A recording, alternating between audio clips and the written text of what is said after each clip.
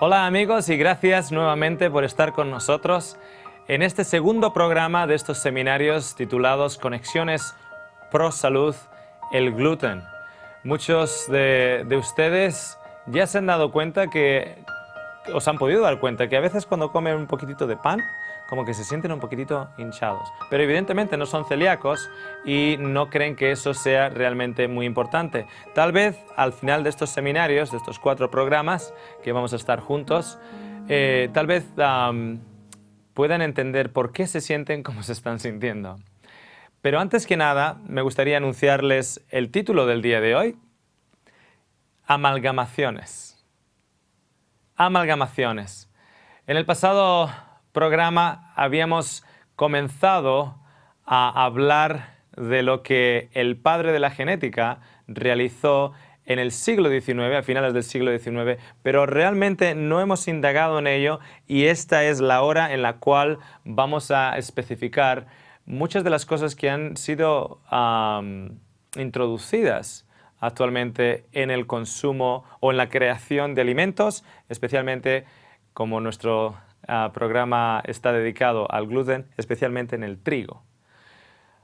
Quiero que lean conmigo este aviso antes de comenzar. Sepa que estos seminarios están diseñados para compartir información con el público en general. La información presentada no ha de ser interpretada o usada para el tratamiento de casos individuales. Consulte con su profesional de la salud. Y para ello, al mismo tiempo, no solo le estamos dando información, sino le estamos poniendo las referencias para que usted allá en su casa, si tiene internet, pueda tener acceso a la mayoría de estas referencias. Algunas de ellas va a tener que usted registrarse y posiblemente pagar. O lo que puede hacer es mirarme la cara y decir, bueno, este se ve un hombre medio honrado, así que voy a confiar de que lo que me está poniendo en la pantalla realmente está referenciado y esas referencias son correctas, ¿okay? Pero definitivamente les invito a leer los artículos completos donde estas citas están sacadas. Y eso lo puede conseguir en la mayoría de los casos gratuitamente. ¿Okay? Bien, concluíamos la sesión anterior trayendo a mente al padre de la genética, Gregor Mendel, que fue el primero en comprender la genética de la herencia y la segregación.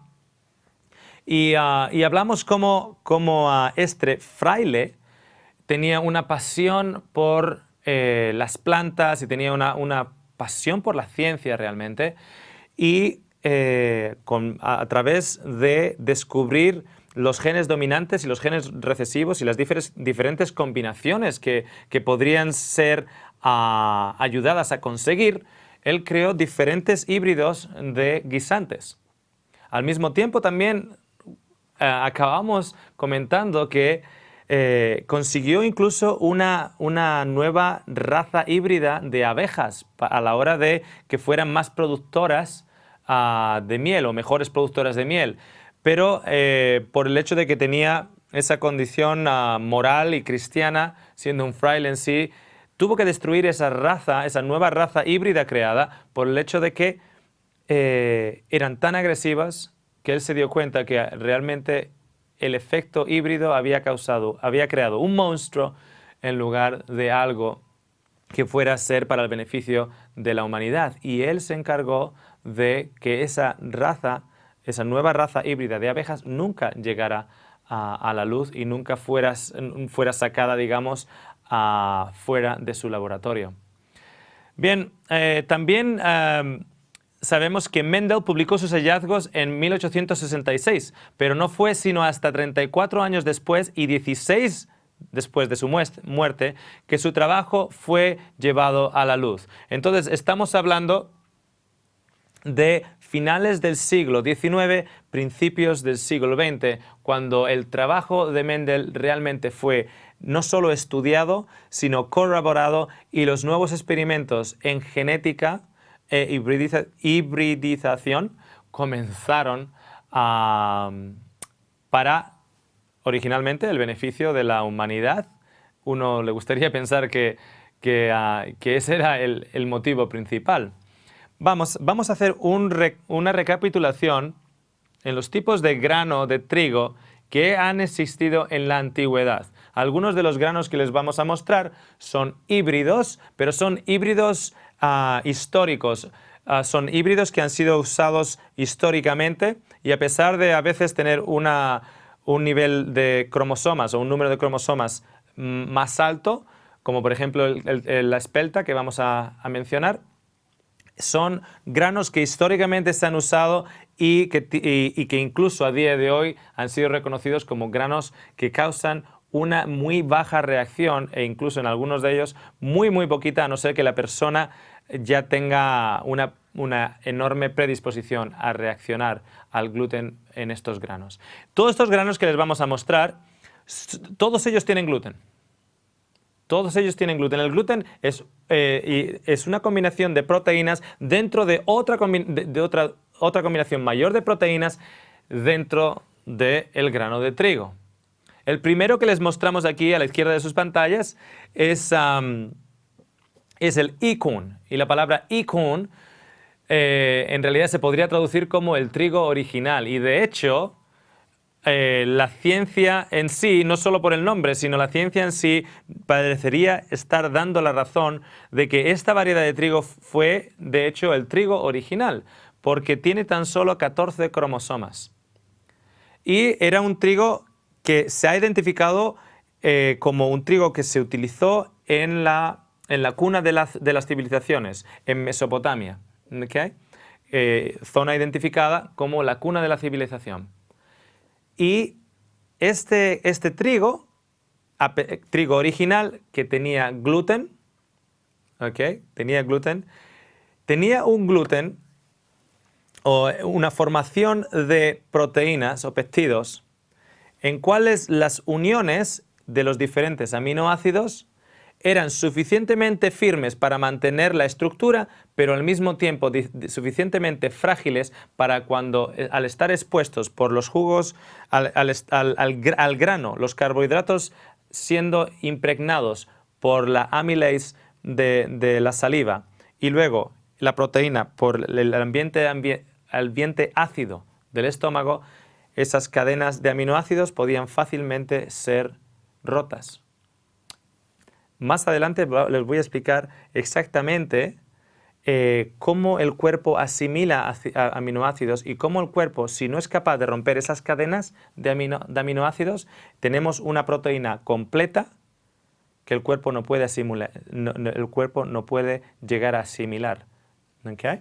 Entonces tenemos el Ikun en Mesopotamia y se cree además que personas, por ejemplo, en la tradición judía, personas como Abraham, que vivía en Mesopotamia, posiblemente llevara el Ikun a lugares como, por ejemplo, Egipto, donde él vivió y visitó. En Egipto vemos, por ejemplo, el wild emmer o el emmer salvaje. Aquí ya vemos un emmer que tiene 28 cromosomas, lo que significa que un nuevo padre ha sido introducido. Un nuevo padre ha sido introducido y se cree que este nuevo padre está identificado como el goat grass. Y el goat grass, o se podría traducir en español como la hierba de cabra, porque recuerde que el trigo en sí es una hierba, ¿okay? La hierba de cabra, forman el wild emmer y se llama wild emmer o emmer salvaje porque nadie fue y lo hizo. Digamos, en los campos se formó. Se formó este tipo de trigo. Y luego tenemos el emmer, que está un poquitito más domesticado. Y domesticado en el hecho de que cogieron, simplemente por observación, dieron con aquellos granos de wild emmer que respondían a una mejor característica. Tal vez el grano no caía muy pronto, lo que es la espiga estaba más apretadita, más firme, entonces eligieron esa línea y comenzaron a plantar de una manera más, no salvaje, sino de una manera de agricultura, el emmer. Y el emmer se crecía en Egipto y en Israel. Y se cree que además llegó a Israel a través del éxodo del pueblo de Israel desde Egipto a Israel. Y toda esa zona tenía el emmer y el Ikun. Se cree además que esta variedad de trigo, el emmer, fue el que el histórico José guardó en Egipto por más de 7 años para tener pan que pudiera salvar a la nación egipcia. De hecho, si existen descendencias de esa nación egipcia hoy, es debido a que generaciones pasadas en Egipto sobrevivieron por este pan hecho con el trigo emmer. Igualmente que el ikun, el emmer, tiene el gluten que tiene el emmer tiene péptidos de aminoácidos, proteínas formadas que son suficientemente firmes para mantener la estructura, pero a través de la saliva, de los jugos gástricos, etc., esas uniones entre aminoácidos son al mismo tiempo suficientemente frágiles para romperse y que luego el cuerpo en el duodeno y otras zonas altas del intestino delgado pueda absorber esos aminoácidos dentro del cuerpo. ¿Okay?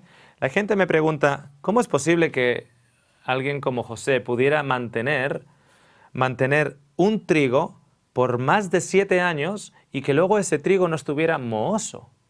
Claro, yo vengo de Australia, uno de los grandes exportadores de trigo. De hecho, en Western Australia hay una zona que se llama el wheat belt o el cinturón del trigo. Y ahí uno se puede poner en mitad de campos en los cuales no ve ninguna sola casa. Es trigo allá a 360 grados en circular. Trigo, trigo, trigo, trigo, trigo, trigo, trigo, trigo. Pero ese trigo no puede estar almacenado por mucho tiempo porque se pone mohoso. Y cuando se pone mohoso, luego lo usan para los animales, no lo pueden usar para el comercio. Entonces yo recuerdo una persona que sabe de trigo allá en Australia, me dice, la historia esa de José es falsa. Y le digo, ¿por qué? Porque nosotros no podemos mantener el trigo con los avances que tenemos hoy si no le echamos spray anti-moho y les tenemos que echar el spray anti-moho, porque sin ese spray anti-moho se pone mohoso al cabo de poco tiempo. Y ahora me estás hablando de un individuo que lo mantuvo por más de 7 años allá en Egipto. ¿Cómo puede ser eso? Le digo, ¿ustedes cómo guardan el trigo? ¿Trillado o sin trillar? Y me dice, bueno, Oscar, yo sé que tú sabes que el trigo de hoy en día no hace falta trillado. De hecho, las variedades de hoy en día se llaman, en inglés se dice non-threshing varieties, o variedades que no necesitan trillado. Cuando la máquina está recogiendo el grano en sí está pasando por unos conductos y hay una pequeña manguera con viento potente y el mismo viento simplemente quita la carcasa de ese grano. No necesitan ser trillados. Antiguamente había lo que se llamaba el suelo del trillado y antiguamente se ponía el grano, el emmer, por ejemplo, se ponía el trillado se ponía el trigo, perdón, y se trillaba. Y luego había que llevarlo a las eras para que el viento pudiera llevarse la carcasa, digamos, de ese trigo. Pero las variedades de hoy en día no necesitan trillado, se llaman non-threshing varieties, no necesitan trillado. El caso es que cuando nosotros ponemos a guardar el trigo sin la carcasa, ese trigo está más dado a ponerse mohoso. Por eso el emmer se guardaba con la carcasa y no se trillaba, solo se trillaba la cantidad que se iba a usar, digamos, en una época cercana, digamos, en los siguientes 3 meses, en los siguientes 6 meses, etc. Pero el que se tenía que guardar como reserva para hambre no se trillaba, porque de esa manera no se ponía mohoso. La carcasa lo cuidaba. Por eso podía tener el emmer 7 años y todavía ser comido. Por eso el trigo de hoy en día se pone mohoso y si no le ponemos el spray para anti-moho, se nos echa a perder. Otro trigo en este caso ya un híbrido, una combinación de dos diferentes familias de trigo establecido, es el durum. El durum significa duro y es de donde sale la pasta, por ejemplo. Y la pasta pone 100% trigo de durum. Este trigo, por ejemplo, se da más en el Mediterráneo, la zona de Italia. Normalmente no se puede hacer un pan, históricamente, salvo en Sicilia. Eso es lo que yo entiendo, salvo en Sicilia, que hay un pan típico de durum, y este pan típico sale tan duro que parece un ladrillo. ¿Okay? Salvo en Sicilia se usa, pero no tiene esa elasticidad que otra variedad puede tener. Entonces el durum es un híbrido histórico, pero no es un trigo que se pueda usar, por ejemplo, para un pan de molde. Entonces se ha destinado más a la pasta, etc. Aquí empezamos a ver un híbrido histórico. Otro, por ejemplo, es el camut, también un híbrido histórico en el cual tenemos ahora ya 28 cromosomas también, igual que el Emmer. Y a diferencia del Emmer, el camut también es un híbrido. ¿Qué significa con un híbrido? Pues tenemos dos especies definidas y a través de un sistema de polinización tenemos una tercera variedad que ha nacido. Entonces, cuando esa tercera variedad que ha nacido tiene unas características diferentes y los agricultores de aquel entonces ven y dicen, mira, pues esta en particular sabe un poquito más diferente, sabe así como tostado, como si el grano estuviera tostado, es un poquito más grande, pues ahora aíslan esa variedad y empiezan a plantarla, pero ahora ya están plantando un híbrido natural. O sea, un híbrido en sí. Es naturalmente, ha ocurrido en los campos, pero es un híbrido. ¿Okay? De todas maneras, el camut, así como la espelta, que vemos a la derecha, es un híbrido, que ven a la derecha de sus pantallas, son híbridos naturales, antiguos, y han sido usados históricamente. Tenemos ahora el trigo moderno, que es el que se usa en la mayoría del mundo o alrededor del mundo.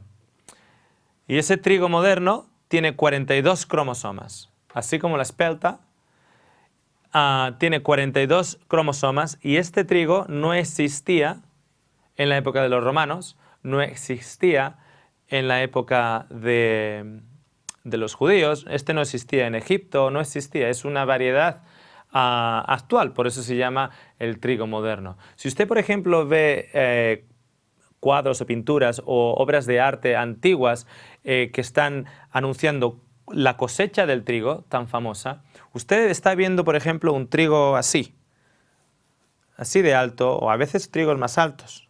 Cuando usted, por ejemplo, está viendo el trigo moderno, en la mayoría de los casos, es un trigo así. Y algunos hasta más pequeño. Y están totalmente listos para segar. Claro. Cuando nosotros tenemos una variedad de trigo que es aquí así, ganamos en varios aspectos. Ganamos en el hecho de que tenemos el grano y tenemos la paja. Y tenemos tan poca paja que tenemos poco gasto, poco desecho. No estamos generando el mismo desecho que si el trigo estuviera hasta aquí arriba. Al mismo tiempo, ganamos en el hecho de protección, porque cuando el trigo está más alto, cuando viene el viento, va a haber más riesgo de que esa planta se caiga o se dañe. Mientras que si la planta es más baja, pues el viento no le va a afectar de la misma manera.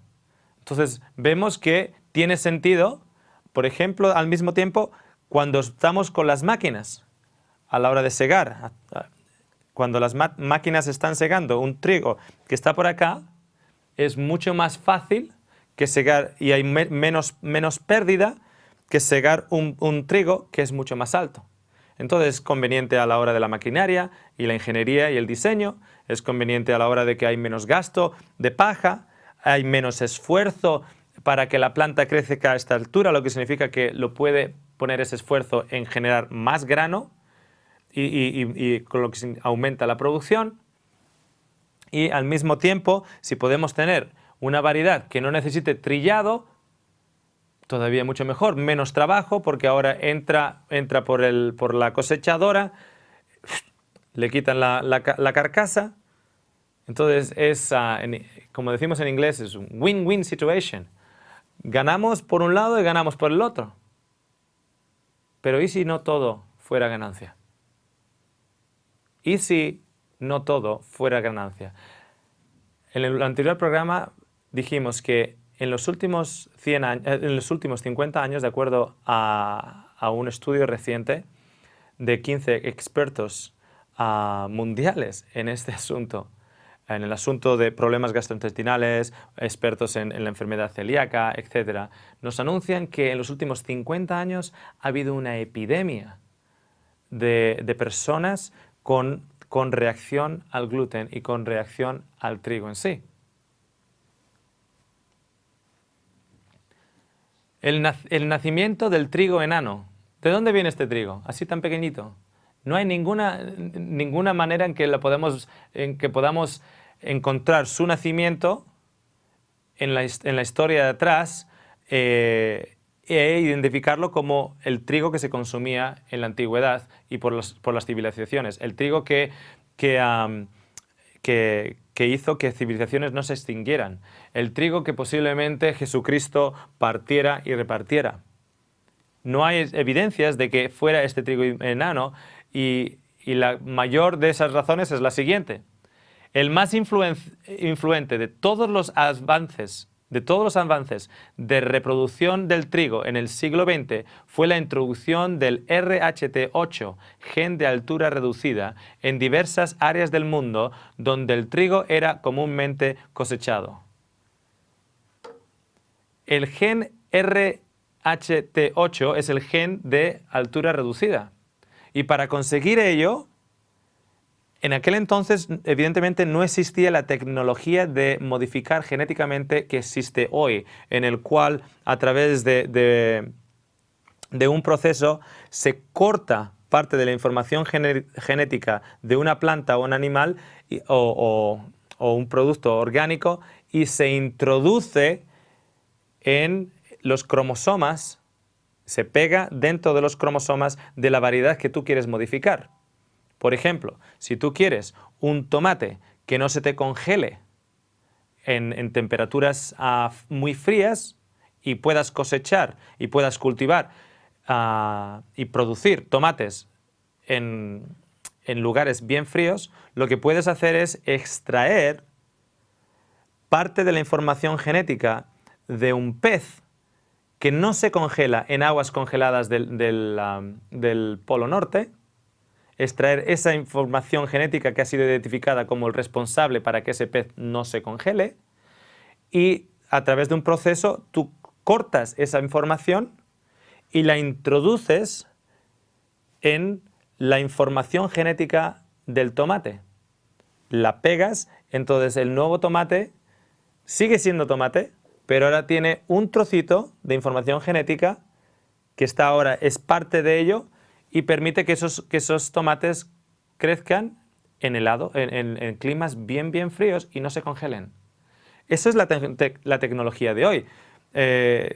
Tomates modificados, eso es lo que se llama genéticamente modificado. Hay un proceso anterior a eso, que es la hibridización por parte del humano, usando una serie de productos, una serie de radiaciones y una serie de inserciones.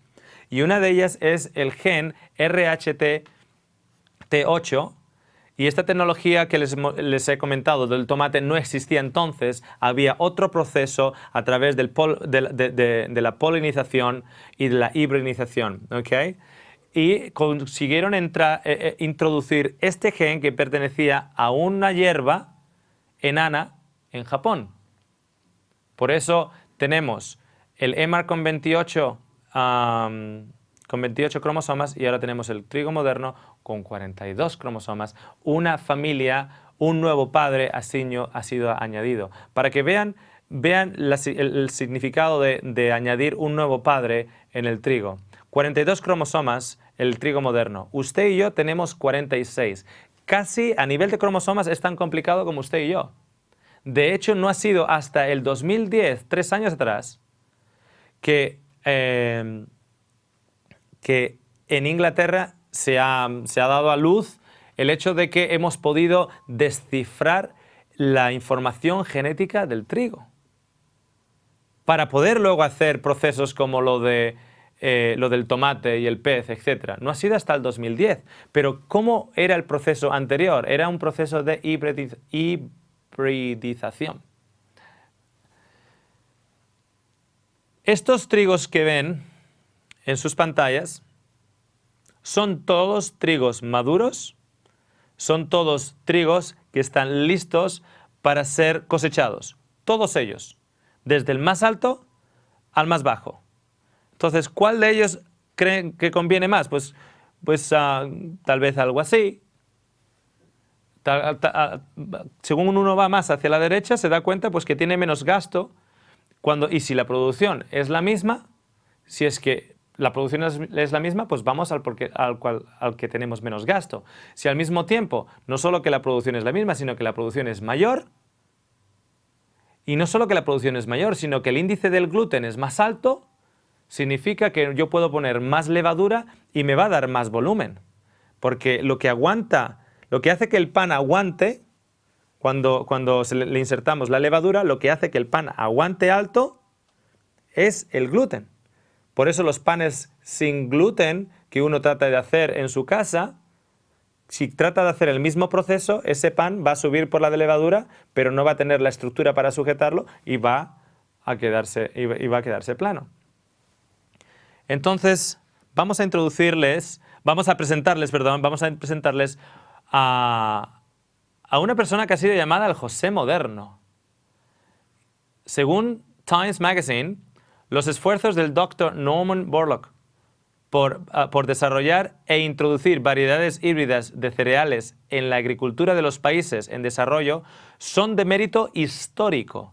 Se estima que 1.000 millones de personas fueron salvadas de morir de hambre. Es por ello que el Dr. Borlaug ha sido considerado el José moderno, aquel que a través de sus esfuerzos en el área de los granos ha conseguido que miles y miles y miles de personas no hayan muerto de hambre.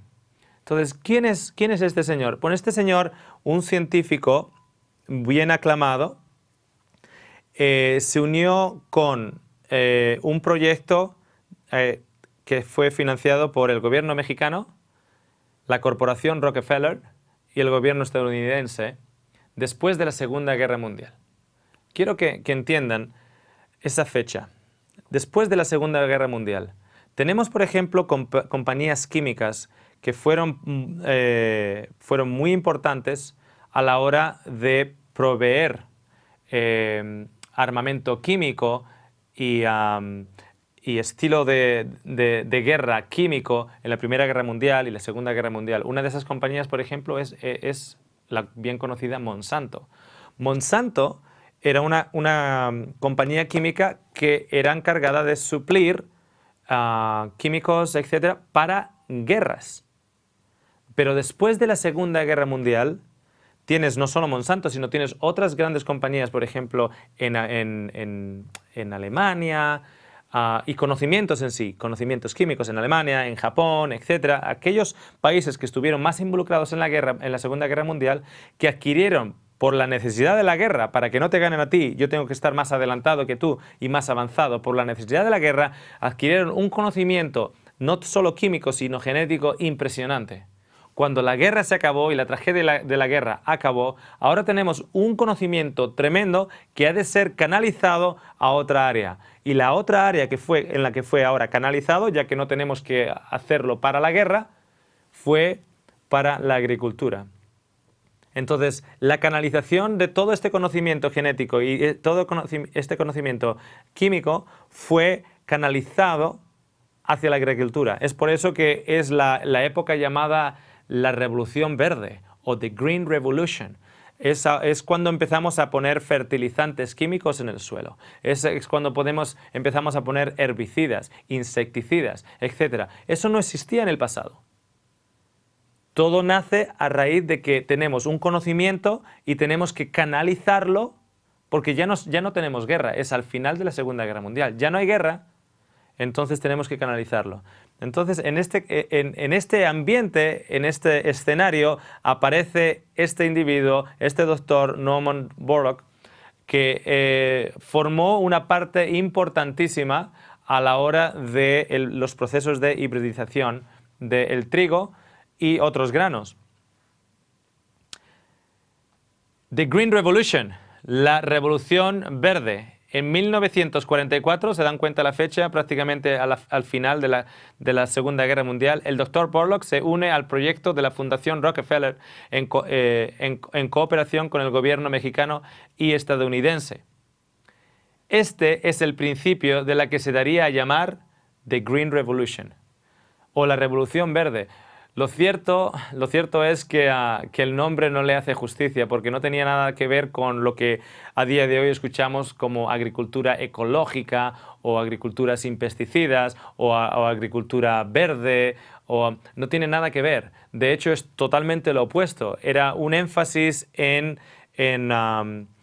insecticidas, herbicidas, fertilizantes químicos, etc.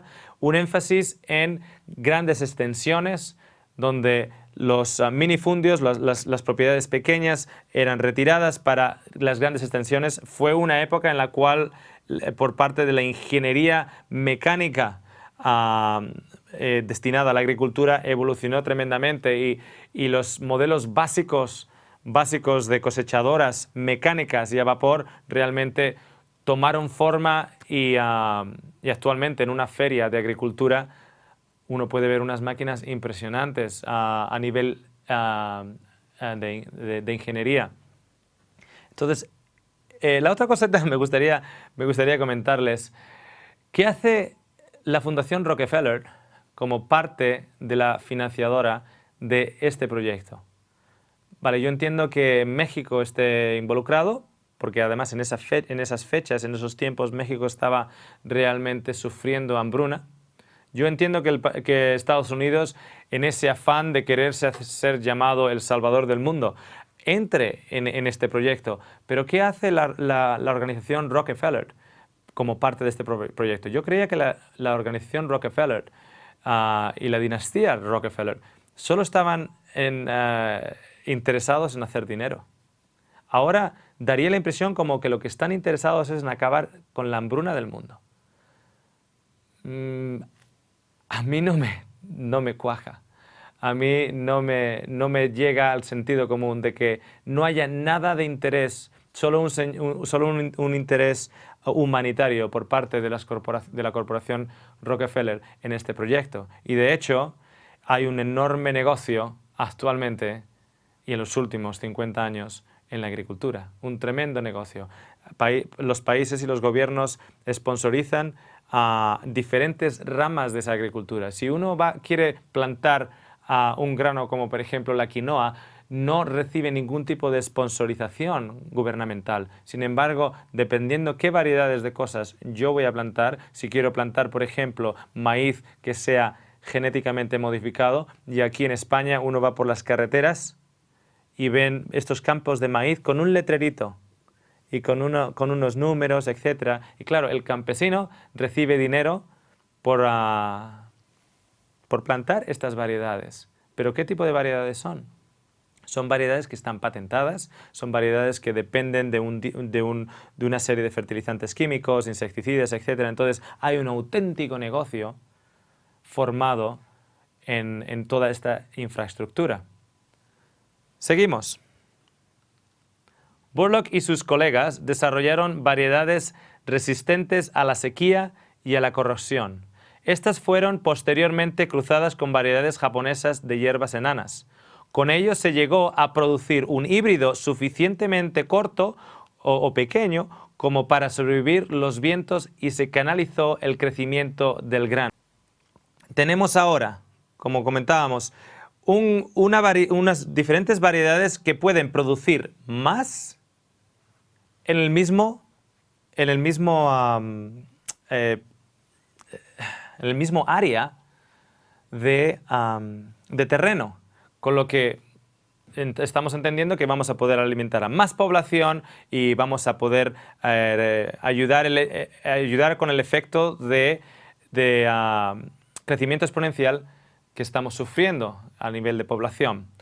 La otra cosita que tenemos que entender, no solo que estas nuevas variedades tenían estas características, tenían un aumento en la capacidad de ser flexibles. Por ejemplo, cuando nosotros hacemos un pan, esa capacidad de esponja que tiene el pan de molde, por ejemplo, esas capacidades flexibles se las da el gluten. El gluten viene de la palabra, o sea, en inglés no hay ningún problema porque podemos identificar la raíz de esa palabra. Gluten es glue, es pegamento. De hecho, el concepto de gluten es lo que une. Por eso, de pequeños usábamos periódico, lo mojábamos con harina y con agua y hacíamos pegamento y hacíamos figurines con ello y quedaba todo pegado. La propiedad era el gluten en sí, era el pegamento. Entonces, una de las facultades de estos nuevos híbridos es que no solo había más producción, sino que aparte de haber más producción, este mismo grano nos daba la posibilidad de más producción del producto, porque podíamos sacar más pan con la misma cantidad de harina, por el hecho de que teníamos más cantidad de gluten también. Claro, algo ocurrió también con ese gluten. Como recordarán al principio, hablábamos del Acorn o hablábamos del Emmer, cómo tenían esos peptidos, esas cadenas de proteína, y los bloques que las forman son los aminoácidos. Esos aminoácidos en las variedades antiguas eran suficientemente firmes para mantener la estructura y dar cualidades con las cuales podríamos hacer pan, pero al mismo tiempo a través de la saliva y las enzimas que tenemos en la saliva y a través de los jugos gástricos, de la gastrina, etc., estas uniones entre aminoácidos eran suficientemente frágiles para que cuando estos aminoácidos o estas líneas de proteínas llegaran al intestino delgado, en el duodeno, otra enzima, la tripsina, pudiera cortarlos en los diferentes bloques de aminoácidos y entonces ser absorbidos en nuestros cuerpos, y el cuerpo ahora con esos nuevos aminoácidos podría formar sus propias proteínas. Pero en las nuevas variedades, claro que teníamos un aumento en la cantidad de gluten, pero al mismo tiempo algo ocurrió también en esa hibridización a la hora de analizar las cadenas de aminoácidos. Tenemos un aminoácido acá, otro aminoácido acá, otro aminoácido continuo, continuo, continuo, hasta que forman diferentes líneas de péptidos, diferentes longitudes.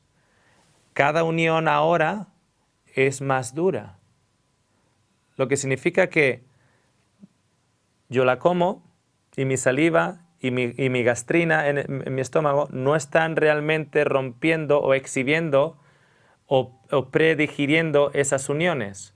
Cuando llega a mi duodeno, la tripsina no es capaz de romper, y otras enzimas que hay ahí, no es capaz de romper esas cadenas en aminoácidos individuales. Y cuando no es capaz de romper en aminoácidos individuales, entonces estas proteínas formadas o partes de proteínas formadas pueden causar un número de reacciones. Para extendernos más en ello, hemos puesto el programa número 3 y definitivamente les invito a que no se lo pierdan. Pero, continuando con el tema de hoy, ya adelantarles de que algo ocurrió en esta hibridización. Fue no solo en la cantidad de gluten, que era más alta, sino que en las uniones entre esos aminoácidos eran más duras, más fuertes. Los nuevos híbridos alcanzaron mayor producción y mejor respuesta a fertilizantes, insecticidas y herbicidas. Variedades se desarrollaron para ser resistentes a las diferentes plagas agrícolas. Al mismo tiempo de que respondían bien a todos estos productos, tenemos que entender que había alguien que se estaba beneficiando por la venta de estos productos. Y no estamos hablando de que estos productos eran vendidos a un granjero en una zona perdida. Estamos hablando de millones de toneladas de un producto que se estaba comercializando primeramente en Pakistán e India, pero que a raíz de entonces se extendió alrededor del mundo. Tenemos entonces una dependencia ahora de fertilizantes y tenemos una dependencia de aquellos que saben crear los fertilizantes. Si no, no podemos nosotros cultivarlos. Tenemos ahora una subvención gubernamental en muchos países para adoptar estos tipos de granos, con lo que al granjero y al agricultor pues le conviene realmente ir por este lado que por el lado tradicional, donde no hay subvención, no hay esas ayudas, etcétera, etcétera, etcétera. Y evidentemente no tiene la misma cantidad de producción. Hay también el aspecto de estas nuevas variedades fueron también desarrollando características que las hacía variedades a las cuales los insectos no se solían acercar mucho. Eran resistentes a las plagas. En otras palabras, el saltamontes no podía llegar y arrasar un campo. El saltamontes no se lo comía. Y eso para nosotros nos tiene que llegar alarmas y campanas en nuestro entendimiento. Si el saltamontes ya no lo come, ¿me entendieron? Estas variedades desarrollaron la características para que los insectos no las afectaran. Mi hermano suele ir a comer setas, a recoger setas de los montes, allá en el País Vasco. Y él me decía, bueno, si uno no está seguro y realmente quiere comer, digamos por supervivencia o lo que sea, quiere comer, come de la seta que tiene un mordisco de animal. ¿Por qué? Porque el animal sabe cuál comer y cuál no comer. Normalmente aquellas que se ven bonitas y ninguna la ha tocado es porque son venenosas. Eso con las setas. Las nuevas variedades, a través de este experimento de la Green Revolution o de la Revolución Verde, no se las comen los insectos. Pero eso es bueno porque de esa manera no tenemos plagas. Pero nosotros sí las comemos. En 1968, México, Pakistán, India se convierten en exportadores de los nuevos híbridos. En 1970, el doctor Borlaug recibe el premio Nobel. Este científico está considerado una de las personas más influenciales del siglo XX. No es un científico del que nadie sabe. Está considerado una de las personas más influenciales del siglo XX. Y estas variedades comenzaron a introducirse primero en países de desarrollo, en países con hambre, hasta que estos mismos países se convirtieron en exportadores de este grano.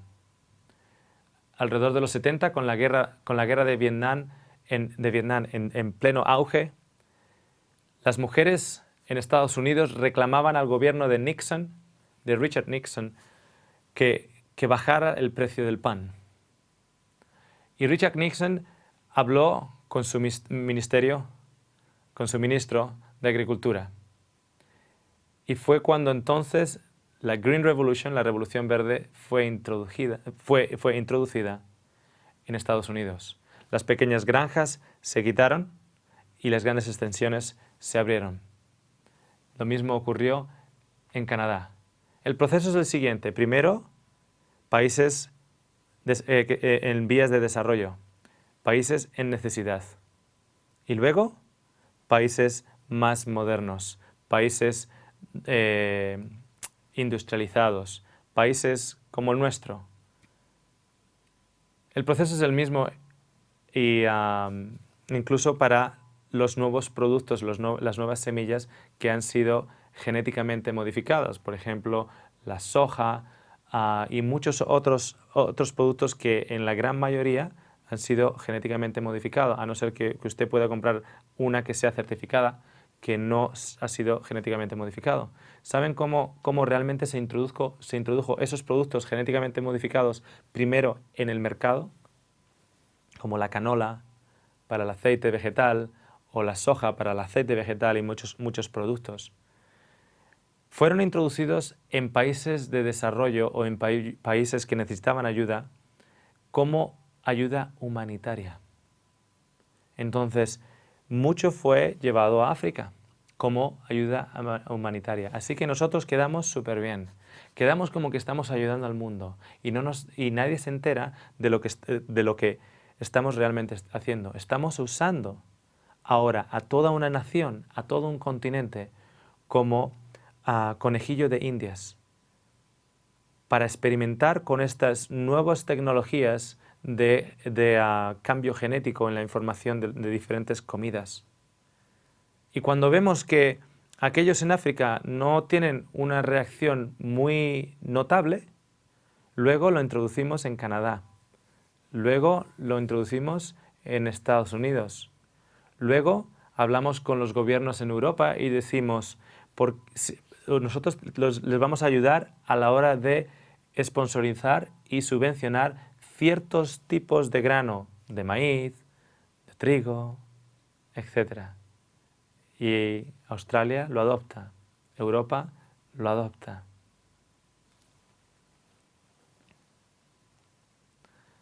En los 70, el presidente Richard Nixon abre la puerta para que la Green Revolution tome las riendas de la agricultura estadounidense como respuesta a la presión ciudadana por los altos precios de los alimentos. En la década de los 80, la Green Revolution se extendió a China, ahora el mayor productor mundial de alimentos. En 1997, el 81% de la superficie destinada a la producción del trigo en los países de desarrollo fue sembrada con trigos semienanos produciendo un mayor rendimiento y una mejor respuesta a la fertilización con nitrógeno. El 99% del trigo cultivado hoy ha sido hibridado en los últimos, ¿qué? En los últimos 50 años. En el primer programa les mostré la cita en la que se indica que en los últimos 50 años los científicos se han dado cuenta de que existe una epidemia que está creciendo y creciendo y creciendo por una intolerancia al trigo y una intolerancia al gluten en los últimos 50 años. En los últimos 50 años también ha sido cuando ha ido creciendo y creciendo y creciendo no solo la producción, sino el consumo de variedades que no existían en el pasado. Así que la producción de trigo crece y la población también crece. Pero esa producción de trigo está creciendo sin aportar nuevos campos. De hecho, es una producción que crece básicamente, y es una de las cosas en las que esta revolución verde se acredita a sí misma. El hecho de que ha podido producir más prácticamente en el mismo terreno, o en el mismo terreno dedicado a ello. Monsanto es una de estas compañías y es posiblemente la más grande de todas. Monsanto trabajaba para el gobierno americano y los aliados durante las guerras mundiales, la Primera y la Segunda Guerra Mundial. Cuando acabó la Guerra Mundial, comenzó a canalizar sus esfuerzos y su conocimiento biológico en la agricultura. Por ejemplo, hay un producto que se llama Roundup. Roundup es un herbicida Y tenemos, por ejemplo, diferentes semillas que tú las plantas, y si son semillas que vienen de Monsanto, tú las plantas y esas semillas crecen. Y si hierba sale alrededor de esas semillas y tú temes que esa hierba va a causar, le está robando nutrientes a tu planta, etcétera, etcétera, etcétera, tú puedes echar el spray de Roundup. Entonces la hierba que está alrededor de tu planta muere, pero tu planta no muere. Y el trigo es una hierba y no muere. Monsanto significa Monte Santo. Y no puedo evitar pensar que, que hay una especie de espíritu negativo en todo esto. Un espíritu de lucro en todo esto y un jugar a ser Dios. Porque es como que alguien está subido en el Monte Santo jugando a ser Dios. En 1997, Monsanto registra en Estados Unidos el químico de hibridación utilizado hasta entonces para la creación de nuevas variedades de trigo. En el 97, ellos patentan este químico, porque Monsanto le gusta patentar. De hecho, Monsanto es el dueño del 90% de las semillas que se plantan en agricultura en el mundo de hoy. 90%. 90% de las semillas que se están plantando en el mundo a día de hoy son patentadas y pertenecen a Monsanto. Entonces, tú cuando usas un producto patentado, aquel que es dueño del producto recibe un porcentaje. ¿Cómo uno puede patentar trigo? Bien fácil. Si ese trigo no existía en el pasado, tú lo has creado, tú puedes patentarlo.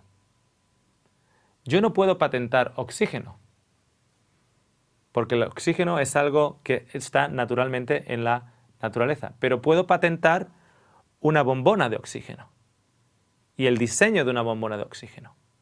Yo no puedo patentar una semilla que... Yo no puedo patentar Emart, yo no puedo patentar Econ, yo no puedo patentar aquellos, pero si yo creo un híbrido, yo puedo patentarlo. Y el 90% de las semillas actuales están patentadas por Monsanto. Ese que se alza en el Monte Santo jugando a Dios. ¿Por qué está jugando a Dios? Está jugando a Dios porque está creando nuevas variedades y ahora nos está haciendo pagar por ellas. ¿Quieren saber cómo se llama este producto? Que fue patentado finalmente en el 97. El producto, el químico fue registrado con el nombre de Génesis. Le llamó Génesis. Estos que se suben en el Monte Santo, que juegan a ser Dios, le llaman al producto de hibridización que ellos utilizan para generar nuevas variedades, Génesis. Es el primer libro de la Biblia. Es el libro que indica que Dios fue el que creó, que Dios se levanta y se alza en el Monte Santo. Y ese monte es santo porque Dios está ahí. El pan de hoy, en su gran mayoría, el trigo de hoy es un híbrido moderno que no existía en el pasado. No existía. En el siglo XIX se sabía de 6 variedades históricas y definidas de trigo. ¿Okay? Si es 6 familias definidas, con pequeñas alteraciones aquí y allá, dependiendo de la región, el clima, etc., pero 6 básicas variedades, algunas de ellas de por sí incluso híbridas históricas, como le hablaba antes de la espelta o el camut. Quiero que ahora piensen en sus casas aproximadamente cuántas variedades de trigo existen hoy en día. Le voy a dar la referencia en la publicación Plant and Nutrition. 100. 200. Escucho 1000. 1500. ¿Hay alguien con 2000? ¿Ofrecen 2000? ¿Hay alguien que ofrece 5000? Recuerde, empezamos con 6 variedades definidas, históricas, con pequeñas variaciones aquí y allá, antes del siglo XX. ¿10.000 escucho? ¿Alguien ofrece 15.000? Miren a la pantalla. Más de 25.000 variedades en el día de hoy que no existían. No existían hace más de 50, 100, 150 años. Estas son las variedades de hoy. Es el pan de cada día. Pero ¿quién nos lo está dando? Porque hay una oración que dice, danos hoy el pan para hoy. Y es una oración a Dios. Pero estas 25.000 variedades, ¿de dónde vienen? No vienen de la creación, vienen de la hibridización.